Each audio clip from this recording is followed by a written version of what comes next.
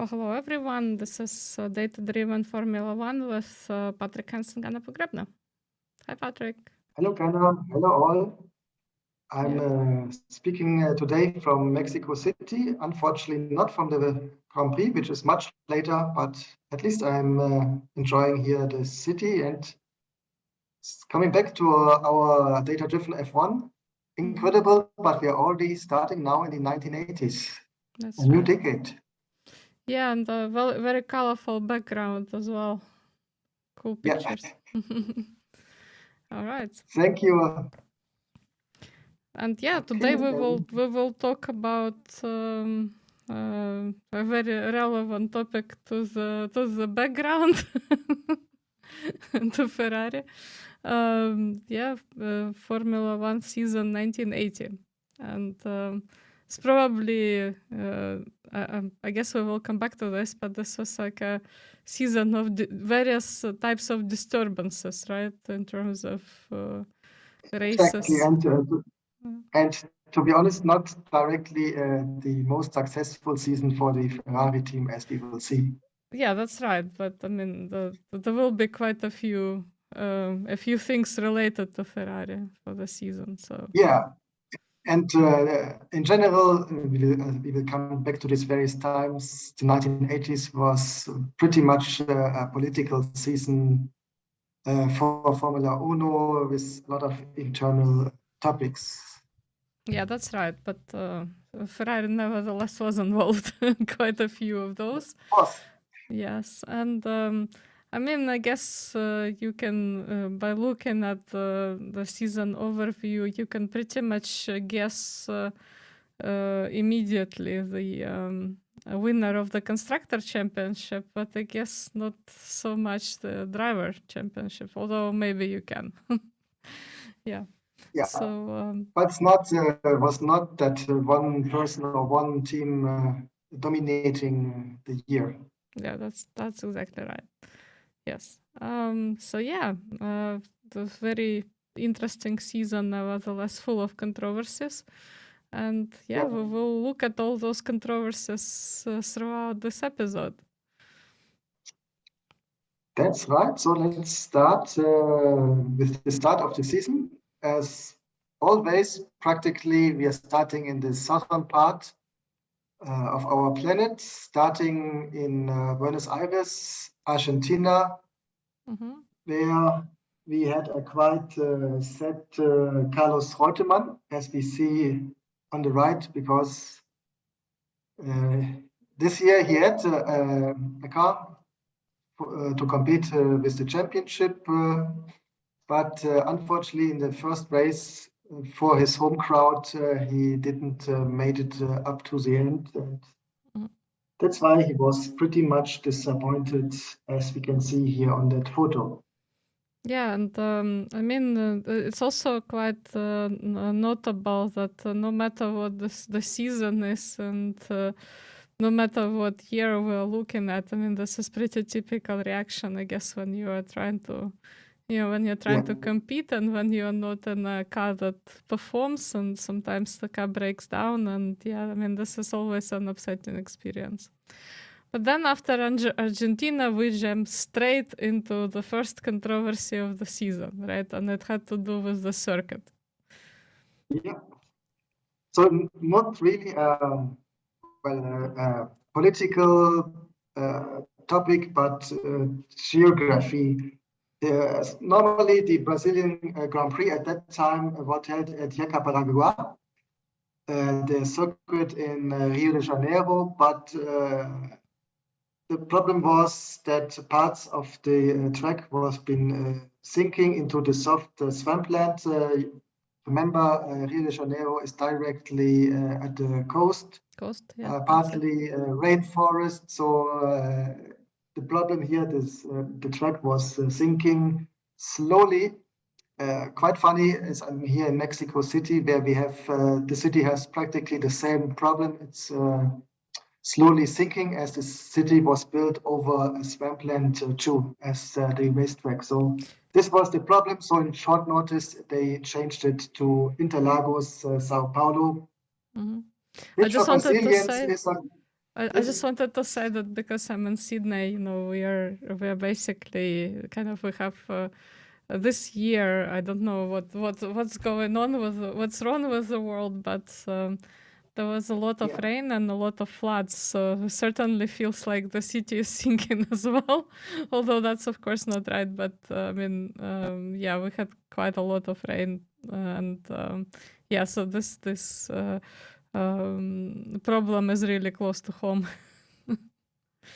Yeah, that's true. For Brazilians, it's a particular topic as we have a big rivalry between Sao Paulo and Rio de Janeiro. So for people, the Cariocas, I'm sure they hadn't been very happy that they have to give their Formula One Grand Prix to Sao Paulo, but it was what it was, not free of criticism, as for many drivers, the safety preparation in Sao Paulo still hadn't been on the level where it should be in Formula One in the year 1918. But nevertheless, it happened, and luckily no bigger accidents. Yeah, that's correct. So then we went to South Africa, and here there is a name that you probably haven't seen before, which is Didier Pironi, who came third. And in fact, this season was quite good for him, right? Because he would have his first victory that season, and so basically he kind of came to prominence, I guess, in 1980. And the victory for René Arnoux. And you're familiar, if you are listening to us for a while now, you're already familiar with Jacques Lafitte, who was he was second. So quite a good race in South Africa with some new names for the season, kind of, if we can say that, with Didier Pironi. I mean, yeah. And already the second victory for René Arnoux is the turbo-powered Renault, and we have later statistics about this because now the question if a track favors the one car or the other not only is related if it's a fast track, if it's a more curvy track, but also what is the height of the track. As we see that the turbo cars preferred the tracks which had been a little bit higher, and we will show you later some numbers to that. Yeah, that's right. So last time, if you've seen our episode about 1979, we have discussed 3 different types that kind of started to compete in the in the championship, and certainly the Renault innovation with turbo cars was one of them. And this is a very interesting progression, and we can really see how it all unraveled for Renault. That's right. And we stay in the Americas, but we traveled in the north. USA, Long Beach, first victory for Nelson Piquet, Ricardo Patrese, and Emerson Fittipaldi. Quite a tragic race for Clay Regazzoni, who had a quite impactful accident with his engine as his brakes, I think, failed. Yes. And he crashed, and after this had been paralyzed. Yes, and we have a special on Clay Regazzoni. We actually mentioned this, obviously, this tragic incident there. So if you want to learn more about Clay Regazzoni and his fate and his legacy after that, you can see a special episode. I just want to say that even after the accident, and you can see that, and if you do a little bit of research on Clay Regazzoni, he still remained very active figure in Formula One, and again, I would just refer you to the episode that we've done about him. But this was really premature exit for this talented driver from Formula One competition. Exactly. He was already in the retirement age, but nevertheless, he really loved racing, and even so much that even after this accident, he had been active in other kind of racing. Again, if you not saw it, really watch our episode about Clay Regazzoni. Yeah, and commenting and all sorts of activities. Yeah, so yeah, then we basically have yet another controversy with Mexican Grand Prix, right? Exactly. Originally, there should have been the Mexican Grand Prix that year, but which had been cancelled. Honestly, I didn't found any information what happened, why it happened. I may imagine it, at the end it was about the money, as even if Mexico is a big market, a big city, there wasn't a competitive Mexican driver. So I may assume that at the end the problem was the money, even if you may also include safety measures at the track. Yeah, A yeah. pity. I also like my understanding is that it's a sponsorship failure and again organizational failure. You know, like just basically not being able to find the sponsors. However, the beauty that of this podcast, or if you're watching us on YouTube, is that you can comment. So if you have some insight about why that happened, let us know. So yeah, according to what we found with Patrick, is it basically was a sponsorship problem.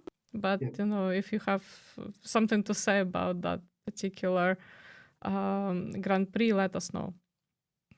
Yeah, especially a pity. I mean, first of all, for the Mexican fans, but after this, also for the Renault team, as Mexico City is very high, so it would have a good opportunity for the two Renault race cars for victories, but it didn't happen. And instead, we went to Zolder again in Belgium, not to Spa-Francorchamps. And here we see now the first victory for French driver Didier Pironi, and then Alan Jones and Carlos Reutemann. Yeah, that's right. And like we said before, for Didier Pironi, this was kind of this first very successful season where he actually managed to even get to the first place. Yeah. That's right. Yeah, and then, as always, we have Monaco and then Spain. And yes, again, a very good more or race. less we had Spain. Well, I mean, there will be again some controversy with Spain, but before then, just wanted to mention the Monaco Grand Prix again. I mean, no big surprises there in the sense that Carlos Reutemann is in the first, and we had Jacques Lafitte in the second, and Nelson Piquet in the third place. And then by the time we got to Spain, we had another very big issue. And this time it's actually the sort of the rivalry between FISA and FOCA, right? And we probably need to explain what they were and why, like, this whole problem happened. But before we go into FISA-FOCA relationship, let's just maybe talk about the circuit and why, what exactly happened with that particular Grand Prix, right? Well, the problem started earlier in that season as FOCA drivers, and we will come a bit later what FOCA, what FISA is. They not, I think they not attended safety meetings or not any other kind of meetings, and that's why FIA wanted to give them some kind of penalty.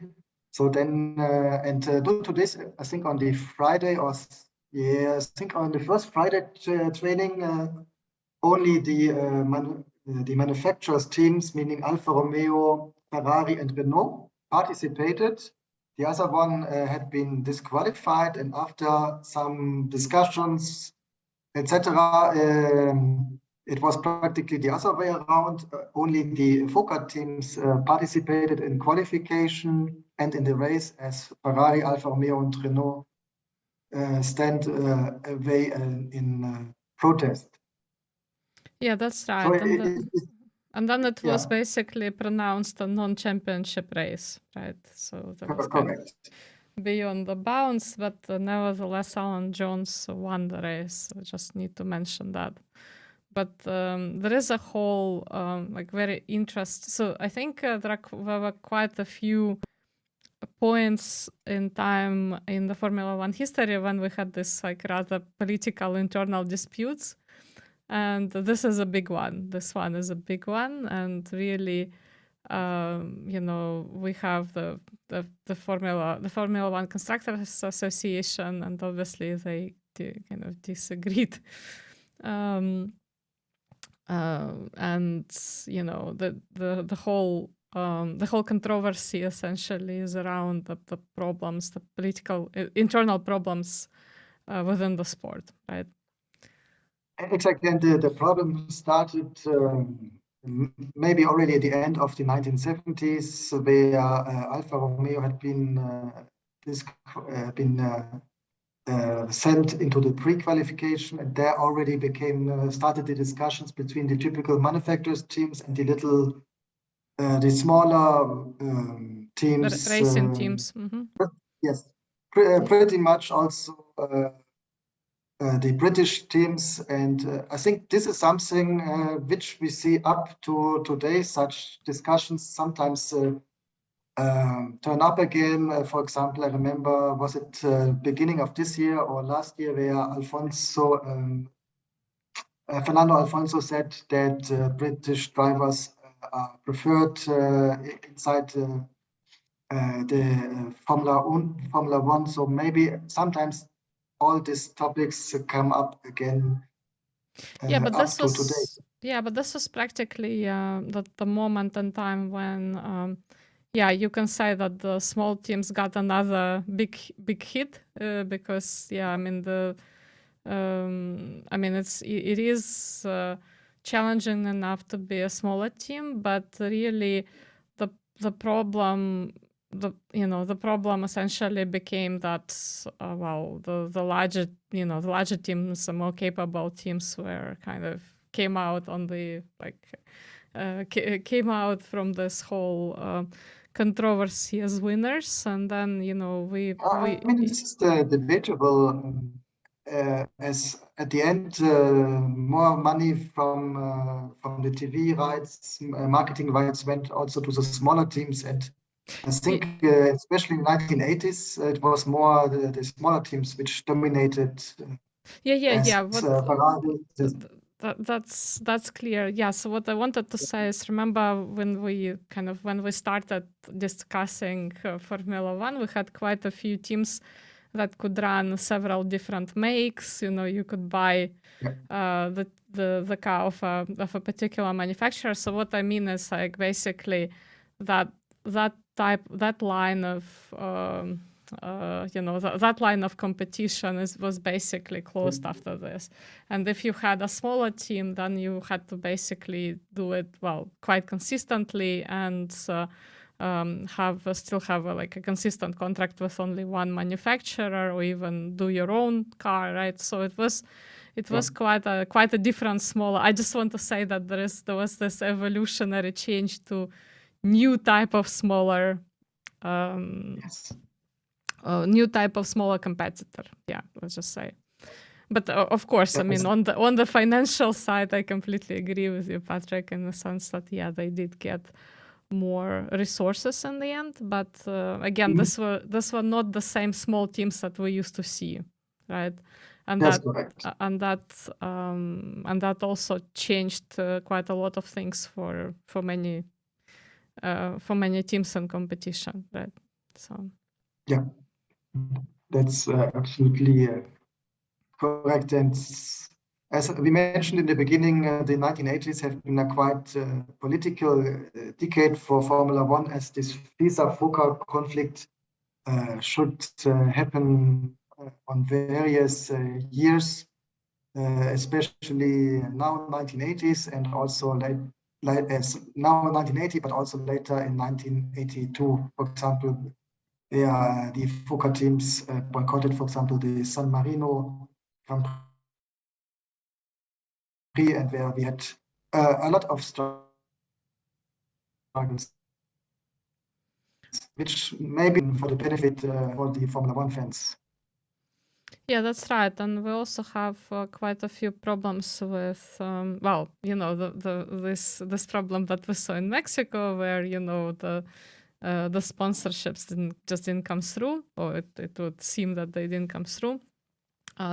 Actually, you know, when we look into the Spanish conflict or conflict around the Spanish Grand Prix, we actually see that, well, you know, basically the FOCA, the Formula One constructor associations, they demanded quite a large organizational fee, right? So this is $500,000 fee from basically from the organizers. And you know, at the time, I guess the broadcasting rights, the advertising rights were not such a big part of the Formula One budgets, right? Yeah. And we started to get the big tobacco, but really we didn't get the like huge financial revenues from the big tobacco and from advertising until probably late 1980s, 1990s, right? So, I mean, this was, I guess, a natural progression, but yeah, it's also not only about the political disagreement between Fédération Internationale du Sport Automobile FISA and Formula One Constructor Association FOCA, but also about money, right? So it's a financial dispute. Yeah. And then have a short look on the two organizations. The older one is the FISA, the Commission Sportive Internationale, founded 1922 and existed until 1978. And his successor had been the Fédération Internationale du Sport Automobile. And this one practically existed until 1993. So this is the organization which practically organized the big manufacturers, the car companies. Known presidents had been Jean-Marie Balestre, Max Mosley, two characters with some interesting backgrounds, with scandals, all kinds of scandals. Jean-Marie Balestre had been related, let's say, to more right-wing political parties. Max Mosley, not directly, but his father should have been near to right-wing politicians, and also Max Mosley had other kind of personal scandals. Quite. Yeah, which didn't help FISA overall. Yeah, that's right. Yeah, I just also wanted to say that we kind of jumped through the Spanish Grand Prix, but there was also a major collision in there, and we kind of skipped through it. But basically, I just wanted to mention that even though the race went ahead and it was not like non-championship race in the end, you know, we also observed that it wasn't that safe after all. You know, if you know the dispute was again mostly about sponsorships and political power, but then, you know, you always are trying to make it more safe, and I think at least the formal reason was that you know, there were not, the safety rules were not followed by some of the teams, and we actually saw quite a bad result in that particular race with collisions.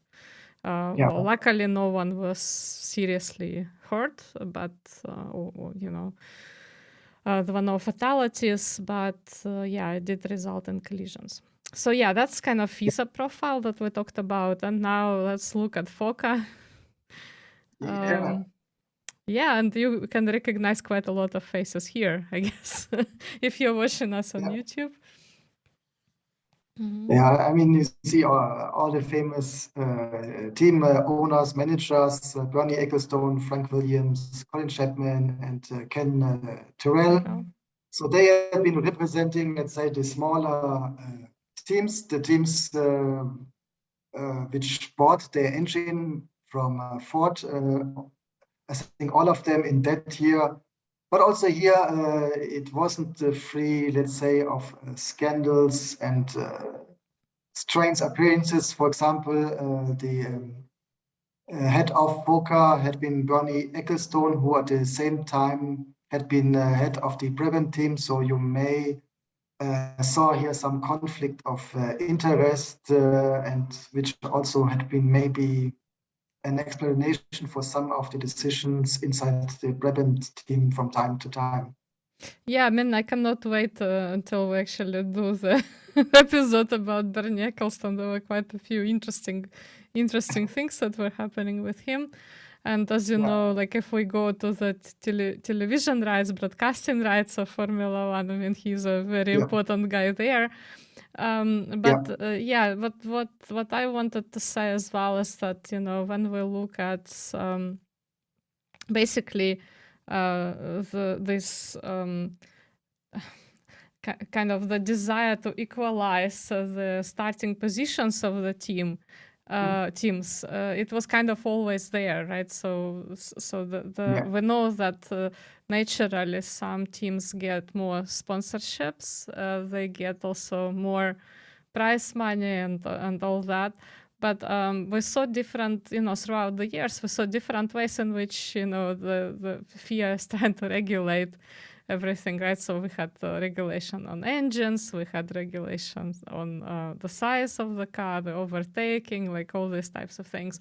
And but essentially, I think one thing that was never, you know, the FIA was never able to tackle is actually the budgets, right? Because I think the best way to equalize would be to give everyone the same budget. But then at the same time, I guess it would make Formula One less interesting, because it's also really cool when you see a smaller team maybe that doesn't have as many capabilities winning, right, against a bigger team that has all these capabilities and budgets. And we do know that even if you have the largest budget, you're not necessarily winning. Like, for example, we had Toyota in the 90s, who, you know, they had huge budgets, like a lot bigger than any other team, and yet the results were not that great. So it's not just the budget, it's also the decision-making speed, a lot of other factors that go into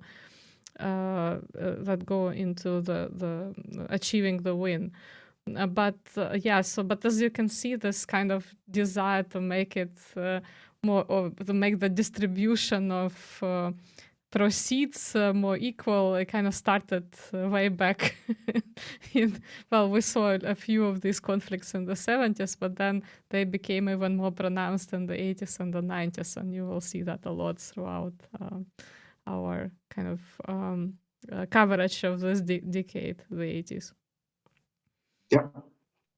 And let's return to the sports, meaning to the races. We are at Paul Ricard, which is still today in the agenda in France. And here we have Alan Jones winning. Then again, the French Didi Pironi and another Frenchman, Jacques Lafitte.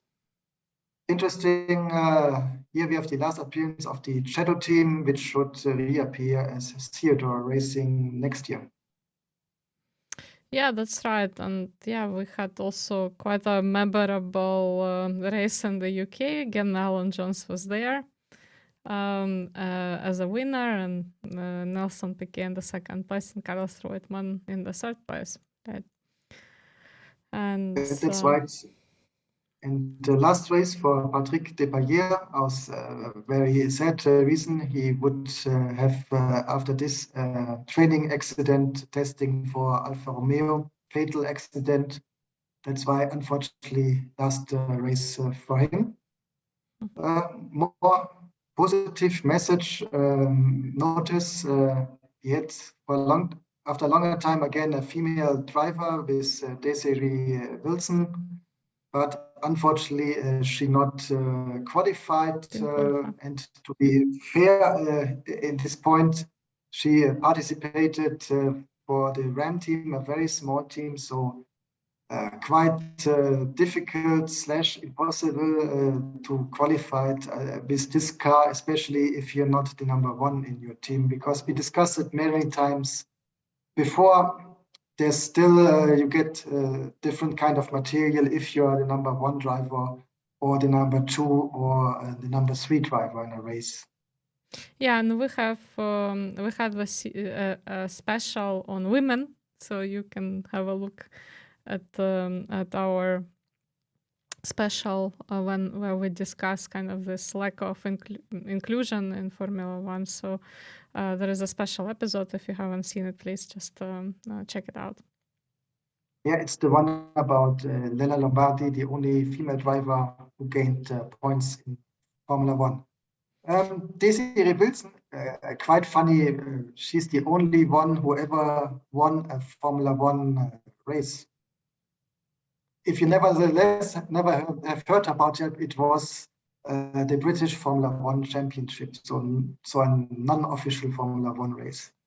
Yeah, that's right. That's right. And yeah, we again, when we talk about women in Formula One, of course, the at least the ambition is that we will see some drivers and more women in management of Formula One, but that's still not happening, even though we have inclusion in quite inclusive competitions in other sports, but Formula One is still behind, I guess, many. Yeah. Mm-hmm. Yeah, and then we have Germany, Hockenheim. Austria, and Netherlands. Exactly, Hockenheim in Germany, in the south of the country. Another victory for Jacques Laffite, Carlos Reutemann, and Alan Jones on position number 3. From this, not a long travel to Austria, Spielberg. And here we have Jean-Pierre Jabouille in the second or in the first of the Renaults. And then again, Alan Jones and Carlos Reutemann.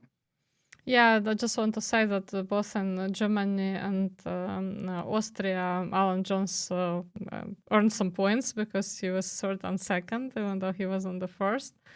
And then when we went to the Netherlands, of course, I mean, this is, again, notoriously difficult circuit. I mean, we have talked with Patrick at length about German Grand Prix and the Netherlands.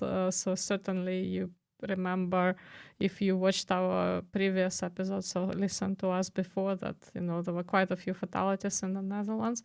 But here we have absolutely brilliant win for Nelson Piquet, and I really encourage you, if you haven't seen the race, to find it online and watch it.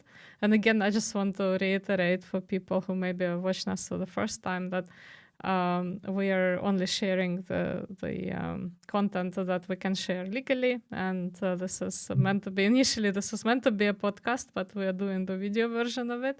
So essentially, we just encourage you to watch it from appropriate copyright holders. And if you go at the YouTube channel for FIA, you can see this race, and you can see a really fantastic race for Nelson Piquet. It's probably one of the iconic races of 1980s. Yes, and I think FIA also has now an application with a service where you can watch various classic races. I'm not sure if this one is included, but I know they have a big collection of classic races which you can rewatch if you are using their service, which of course is a paid service. Mm-hmm. Yeah, and of course, as usual, I mean, there's a lot of free content on YouTube. Yeah. But again, we encourage you to actually support the copyright holders, because they can then produce more in terms of interesting and exclusive content for you. So that's always a good thing. Yeah. Now let's go to Italy, Imola, Autodromo Enzo e Dino Ferrari.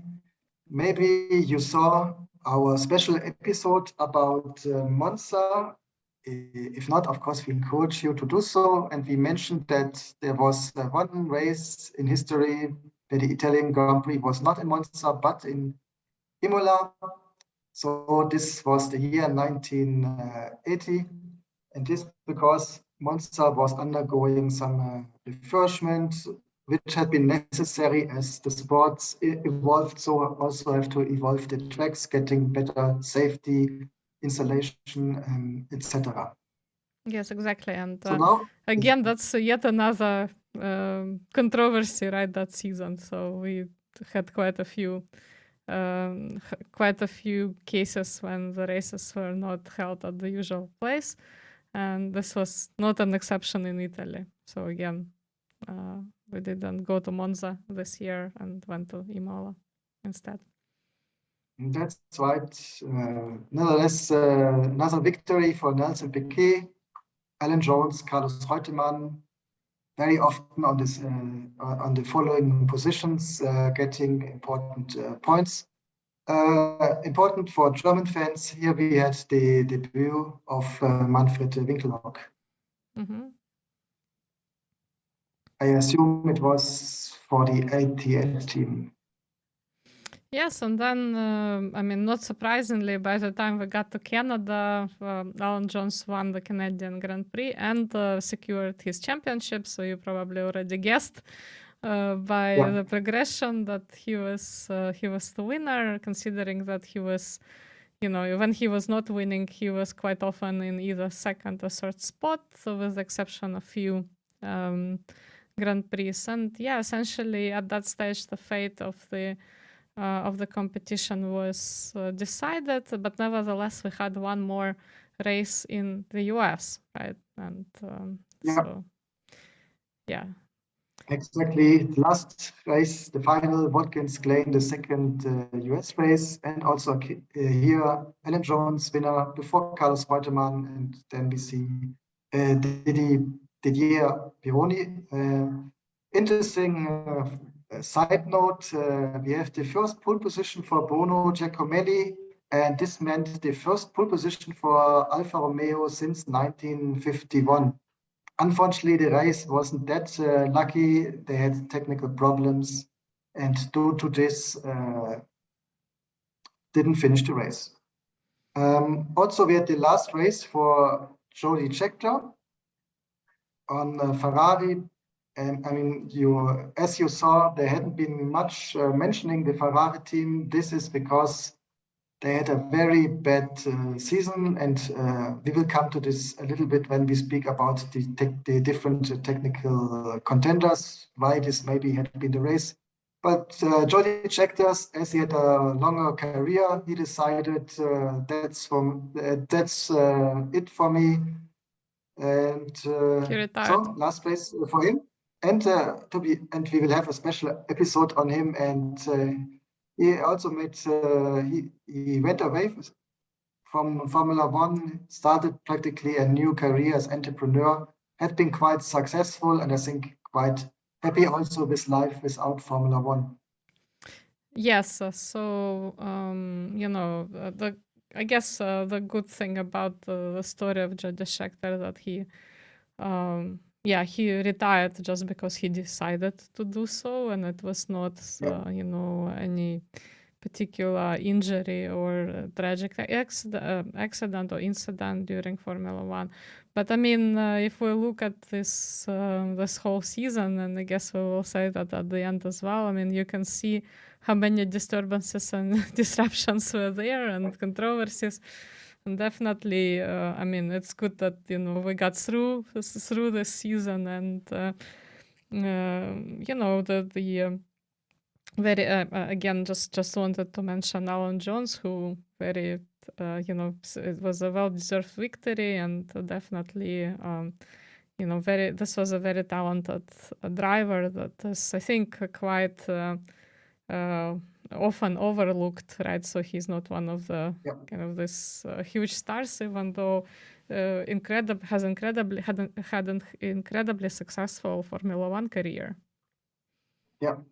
And besides this, often overlooked, even if he also had a strong character, which we would see in 1981 as there had been a quite toxic relationship between him and his teammate Carlos Reutemann. So this will be, I think, the big topic for our 1981 episode. Yeah, so stay tuned for that. And in the meanwhile, we'll Yes. look at some technology and cars.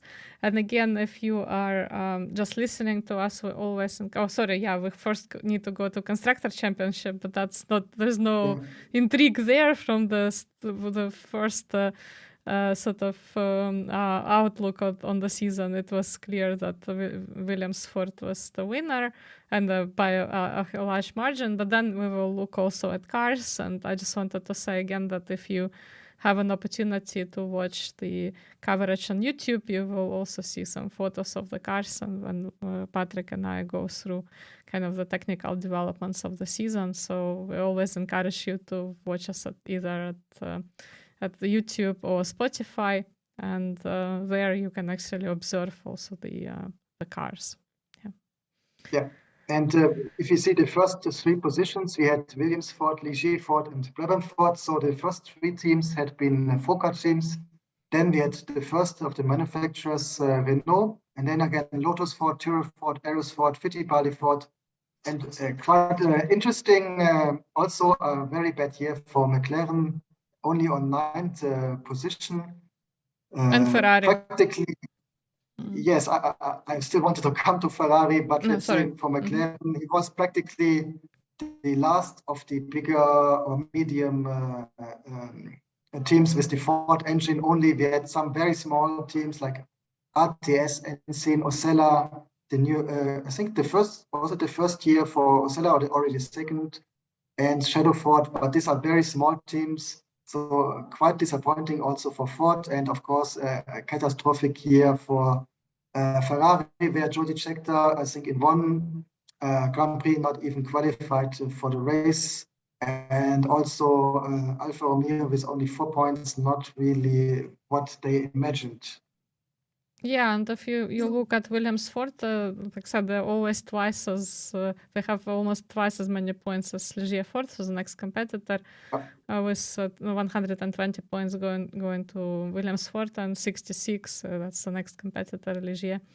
Yeah, and I think we also need to mention Renault, that is there modestly in the 4th place, but nevertheless, you know, this is you know, not a Ford-based car, and yeah, I mean, quite a decent result for them that season. 38 points, a turbo car. Very very interesting make, and we will see that it will eventually pay off, right, after many bumps and bolts in this journey. I mean, they will eventually come out victorious.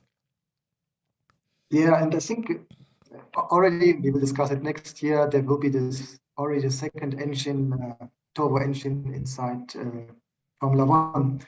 Speaking about engines, quite interesting. We had 4 different concepts. We had the Ford Cosworth 3-liter V8. Ferrari is still with the flat 12-cylinder, and I think this was the big problem what we discussed in earlier episode. Very powerful engine, but due to its flat construction, the team couldn't create a very big, couldn't play around with aerodynamics so much as all the other teams. It still worked fine in 1979 when Ferrari won the championship, but 1 year later it was heavily outdated, the 12-cylinder flat engine. Due to this, also Alfa Romeo changed from the flat 12-cylinder, which they used in 1979, and competed with a new V12 engine in 1980. And the fourth concept, of course, was the 1.5-liter V6 turbo engine, which had been used by the Renault team.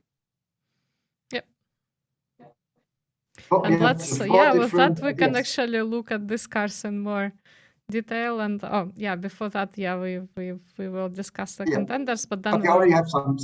yeah. But you can already also see, if you are again watching us in video format, you can see some of the cars at least.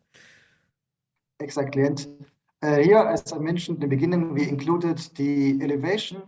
So we had, let's see, we had 4 victories for the Renault Turbo, and they have been in Brazil, which is around 760 meters over sea level, South Africa, which is 1.5 kilometers over sea level, and in Australia, which is about 660 meters over sea level. So you see, the 3 victories had been in the 3 tracks with the highest elevation.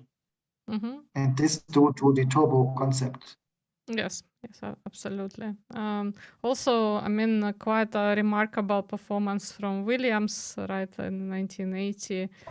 We can see that they have been quite not only just competitive after the turbulent years that we've discussed in the previous episode, they actually managed to pull themselves together, and they produced quite a consistent and robust performance in 1980, which allowed them to win the championship. Yeah, and I think especially important, they had a very reliable car. As we see the blue Ligier, they had been very fast, 3 times pole position, 3 times fastest lap, but only 2 times they could win the race. So Ligier, the car maybe had the same speed, maybe sometimes faster, but it hadn't had the reliability of the Williams, and this was the key for winning the championship.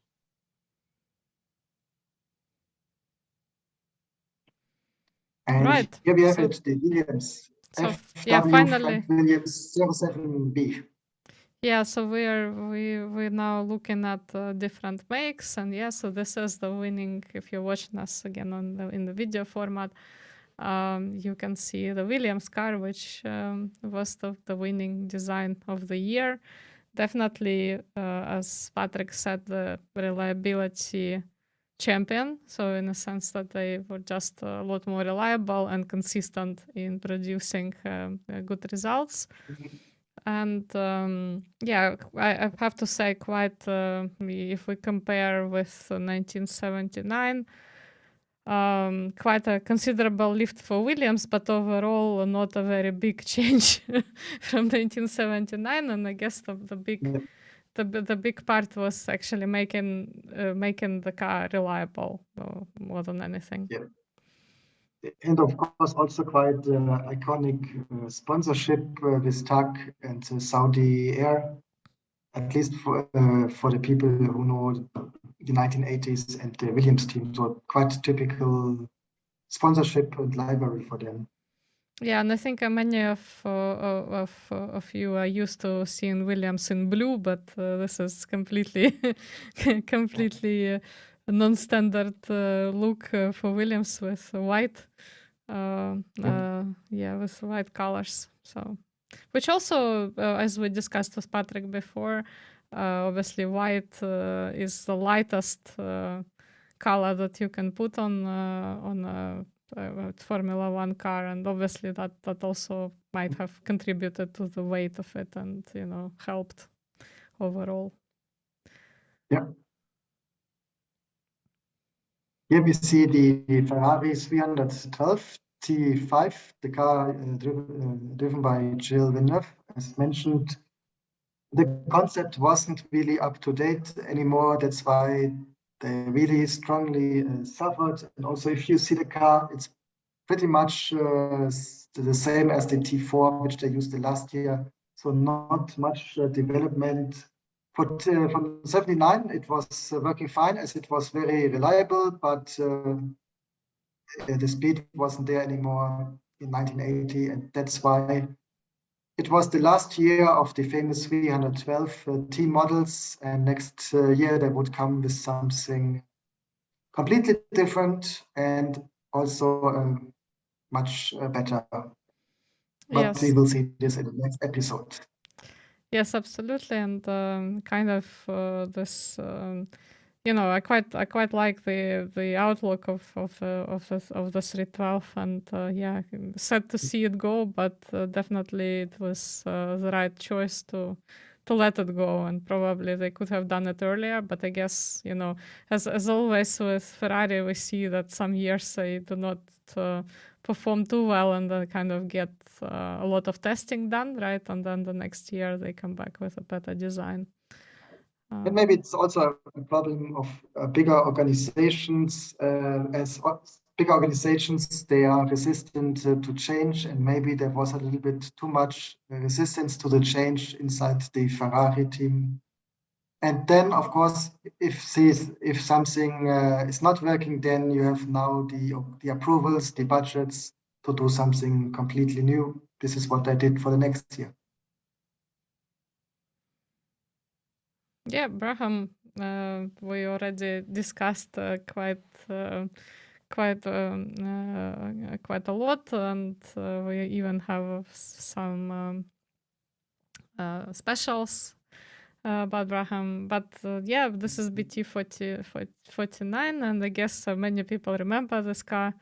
Very cute design with very aerodynamic and unfortunately not very reliable, although very competitive, right? If we looked at the table that Patrick produced there with the fastest laps and victories, and we saw Brabham there quite exactly a lot.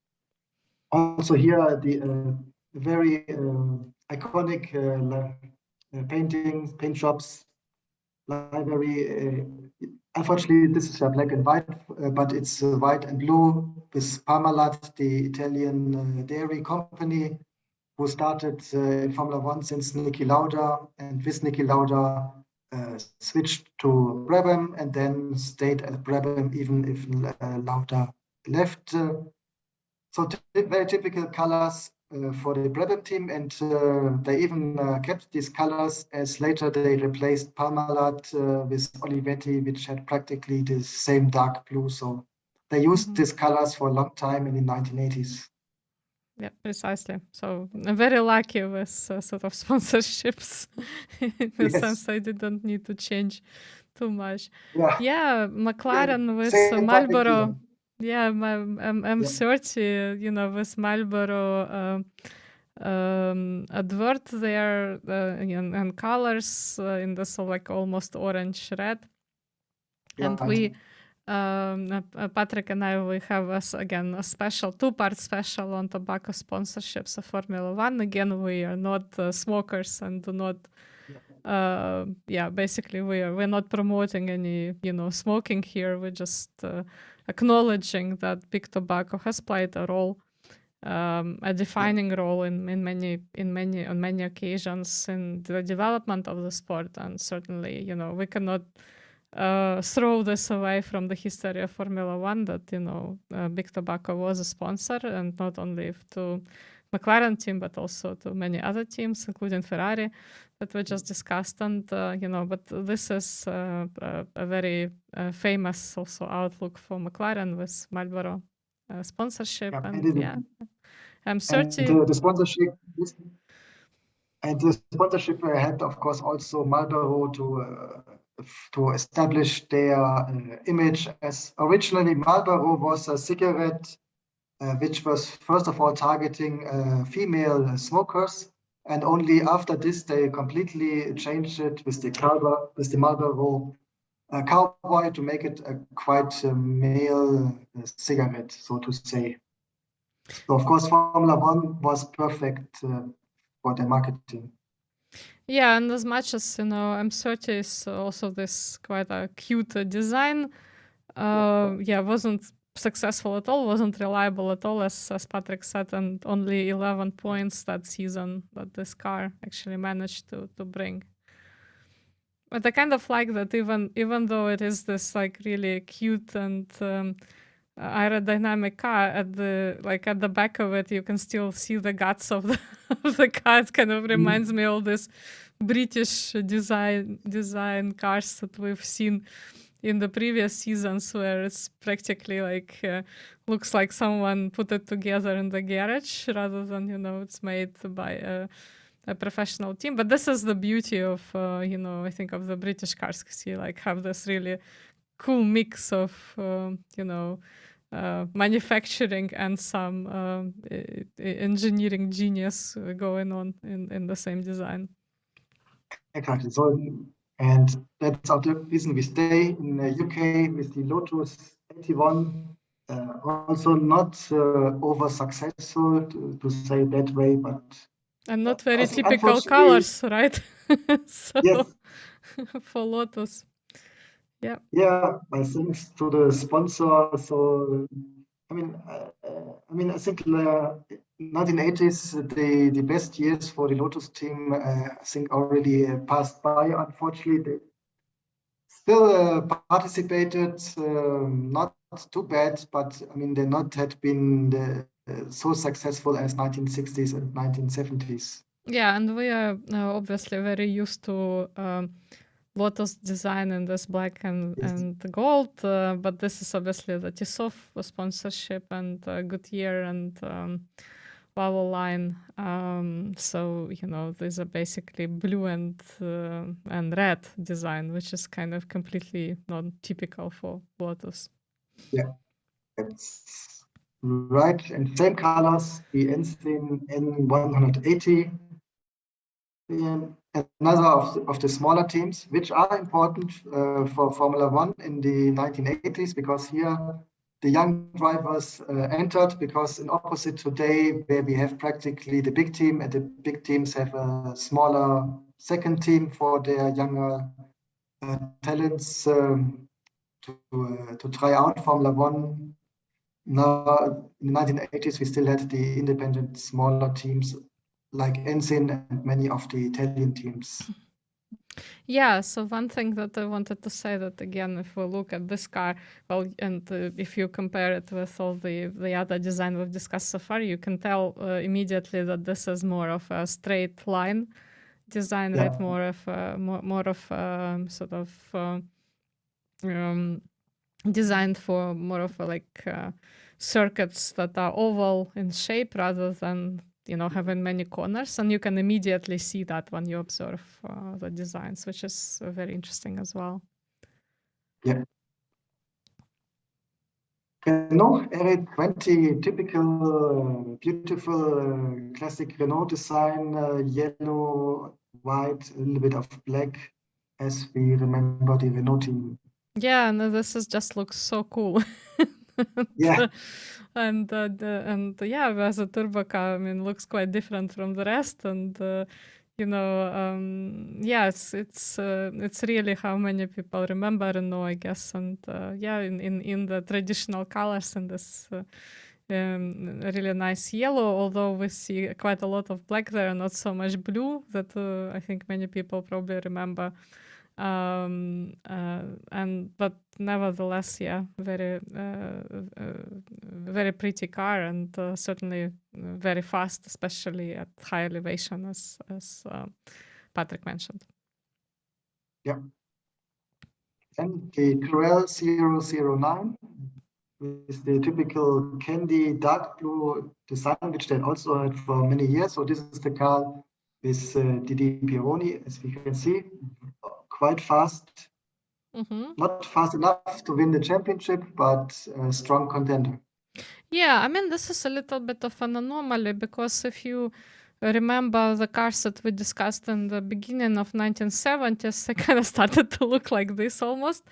So it's quite a mystery to me why this particular car managed to score so well. But again, this is probably a combination, right, of driver and the car, and considering that many cars were struggling with reliability, perhaps this was just a reliability sprint. So they essentially had a car that probably was not as innovative as the rest, but they did have a reasonably reliable car, and that allowed them to be competitive. And from Tyrrell to the second car in yellow, Fittipaldi F8, the yellow is because of their main sponsor, Skol, which is a Brazilian beer company. Yeah, I mean, as you know, I'm not a big fan of Fittipaldi team. That I already made very clear in our special about Fittipaldi. I just think that this was the biggest mistake of Emerson Fittipaldi, who is one of my favorite drivers of all time. But I mean, this was just a travesty. I mean, and this is what. Again, maybe perhaps this is something Patrick and I should think about for a special, to look into, smaller teams versus, a big manufacturer teams, special, just looking at, how, if you are going into Formula One business with your family members, it doesn't end well. And several champions we know had their own, kind of teams that also didn't fare too well. I mean, and this one was just in my opinion, just a complete disaster. But again, I'm a big fan of Emerson Fittipaldi, but this team was just not good for him. And you can see the design of this car. You can immediately tell that that's not gonna be. It's going to be neither fast nor reliable. But I mean, it was designed by Harvey Bosselweit, which had been a very famous designer, and he did quite a good job for the Walter Wolf team. Also, exactly. we had here a young chief aerodynamist, Adrian Newby. So we had some important people signing the car. Yeah. I mean, the design. I mean, I think the thought behind the design is definitely good, but it's all about the execution, right? And you can tell that the execution here is not fantastic, to say the least. But it's also that there is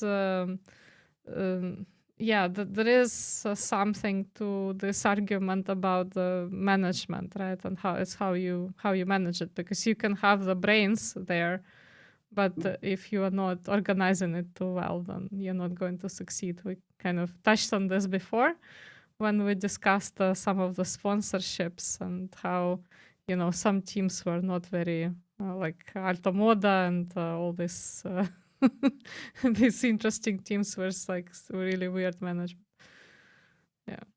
Yeah, but at least they had been more successful than McLaren that year. Yeah, that's true. I have to admit my defeat. Yeah, McLaren was worse than this car that year. Yeah. I'm still not a fan.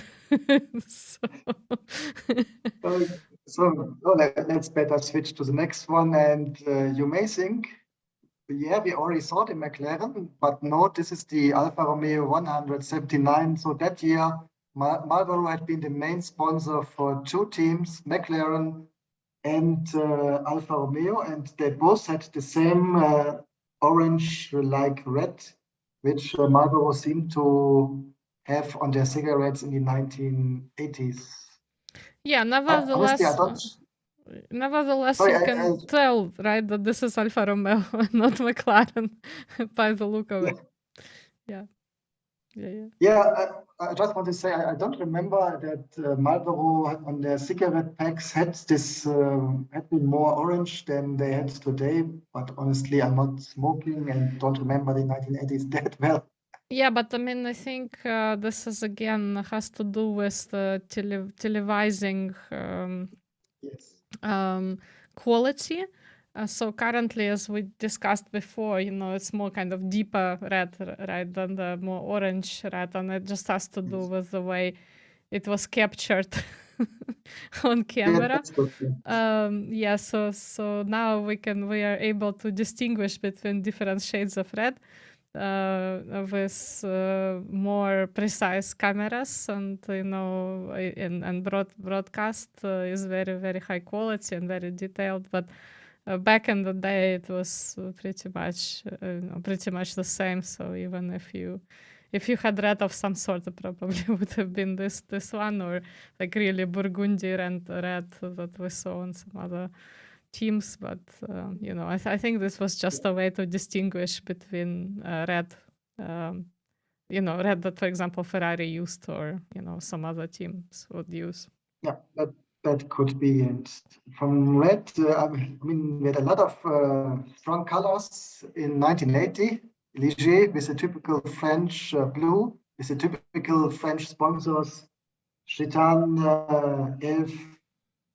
So practically this had been the all French team, also with French driver Didi Pironi. Mm-hmm. Very interesting design. From my point of view, fits very good with the colors. Yeah, very cute. Not too bad. Not the fastest, but not a bad car. Yeah, I mean, it was a very fast car, but not very reliable, right? So that's kind of what we... So it was very competitive design that year, for sure. That's right.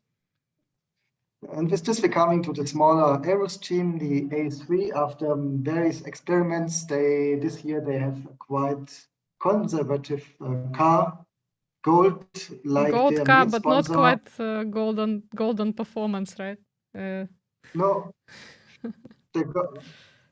By the way, the second team, which its main sponsor is a beer company, which we don't see today anymore. So just as a fun fact. Mm-hmm. And that was the last of the cars. And we come to the drivers. Yeah, and Alan Jones. The first three we've seen before: Alan Jones, Nelson Piquet, and Carlos Reutemann. I think we didn't talk about Nelson Piquet too much this season, but definitely great performance from him in 1980, and certainly some absolutely magnificent races, like I said, if you look at the Netherlands Grand Prix. And he's also the youngest in this in the top three. Yeah, that's why. Unfortunately, he disqualified himself this year a little bit about his statements. Mm-hmm. But right, he was the youngest. Alan Jones, 34, and Carlos Reutemann already 37 years old. Yeah. We sort of Nelson Piquet was always quite a controversial guy, and so when we do a special about him, we will definitely talk about him. Yeah, unfortunately, I think we have to talk about it.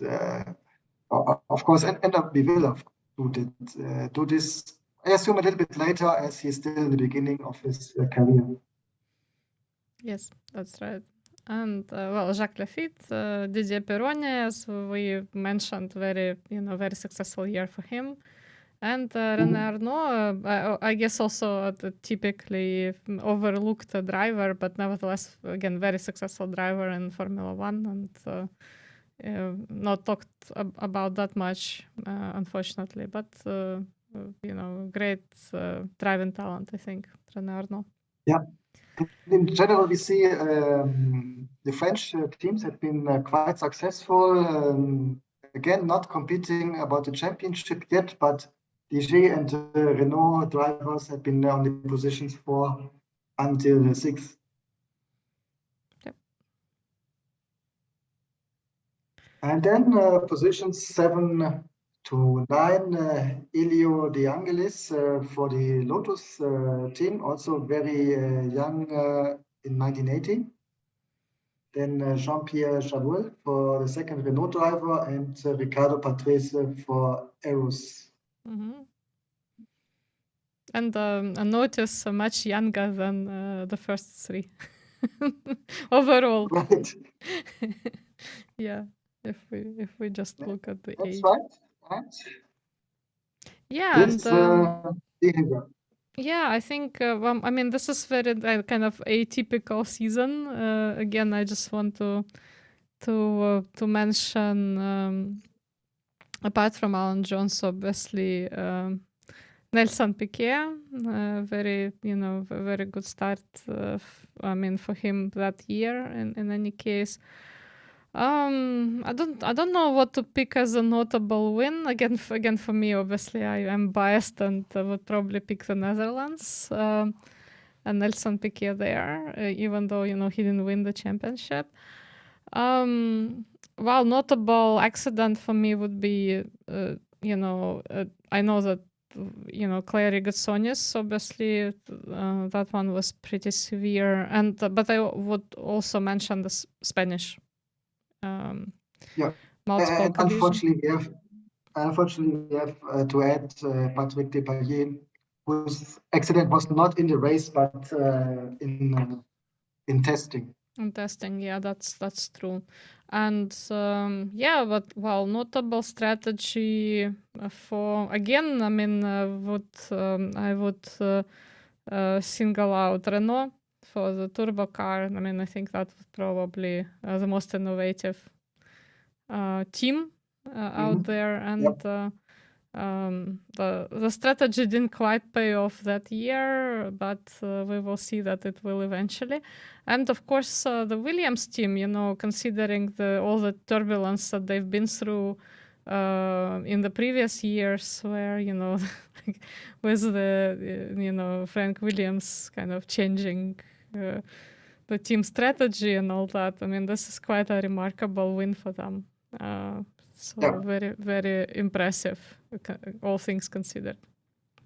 I agree with you, and his legacy, and I think the legacy, what was important, why 1980 is important for us still today, because of the conflict, FISA and FOCA, because here has been rearranged the payments which the different teams get, which are somehow still valid today, and foster that also the smaller teams get enough funding to develop competitive cars.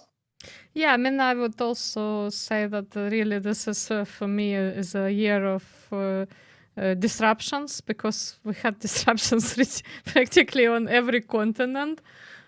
Something was wrong, and not only for political reasons, but for example, with Italian Grand Prix was just the fact that there was the Monza was under renovation, and they had to go with Imola. In a sense, this was basically a season where everything that could go wrong actually went wrong. The only thing is, we are lucky probably with a number of, fatal and significant accidents where, of course, again, I just want to say that there were nevertheless obviously serious incidents, but at least not at the the number of these incidents were not the same as in some of the years in the 70s that we've discussed. Yeah. I mean, in general, we will see in the 1980s that unfortunately we have tragic accidents, very famous ones, which we have to discuss. Also, but I think the number is slowly going down. Mm-hmm. Yeah, that's right. Especially the ones where spectators have been involved. Yeah, that's true. That's true. And I mean, this is all coming up. Even though this is not a very happy note, nevertheless, we came to the end of this episode, and thank you for being with us. And of course, if you have any comments, suggestions, or, like I said, have any insight about the Mexican Grand Prix, we would really like to hear your feedback, and please get in touch with us. We're on practically all possible, feasible and unfeasible platforms. Thanks to Patrick. And thank you so much for being with us, and we hope to see you next time. Yeah, see you next time. Bye-bye.